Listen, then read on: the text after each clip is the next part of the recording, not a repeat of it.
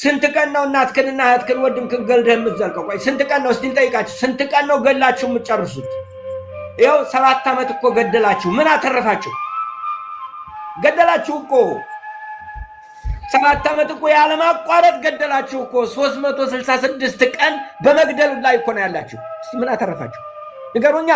ያተረፋችሁትን ከዚህ ተመለሱና ወደ ልባችሁ ወደ ውስጣችሁ ሄዱ።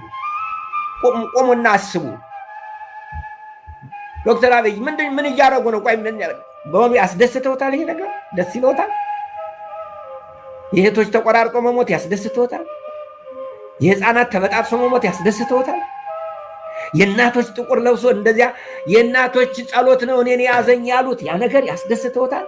እርግጠኛ ነዎት ያንን ነገር ቃልዎትን ለመቀበል ያስደስተውታል? የእነዚህ ህፃናት ሞት እንደዚያ ያስደስተውታል? ደስ ይለውታል? እሱ ያረካውታል? የሰው ልጆች እዚያ ላይ አልጋ ሆነው ያውታል? ያሉ እሱ ያያሉ? ያ ይታየውታል? እየከሰስኩት አይደል? እስቲ ይዩት፣ እውነቱን ይዩት። አይነግሮትም። አብረውት ያሉት ውሸታቸውን ነው። ህዝብ አልወደዶትም፣ ጠልቶታል። ልንገሮት፣ ይመለሱ። እነሱና ካንተ በላይ የሚሉት ሰዎች ውሸታቸውን ነው። የለም ያ የነበረው መጀመሪያ የለም። እኔም ሳሙኤል ብየውት ነበረ።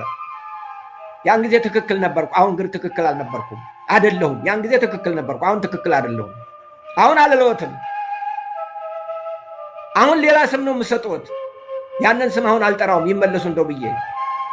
ስለዚህ ኢትዮጵያውያን ወገኖቼ ኢትዮጵያ መውጣቱ አይቀርም ነው የምላችሁ። ማሸነፉ አይቀርም። ኢትዮጵያ ወደ ከፍቷ መውጣቱ አይቀርም።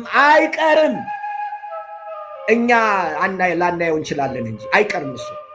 ስለዚህ ለዚህ ከፍታ ሁላችንም አስተዋጽኦ እናድርግ። ለጥፋትና ለሞት አስተዋጽኦ ከምናደርግ ነው። እግዚአብሔር አምላካችን ጩኸታችን ይስማ። ጸሎታ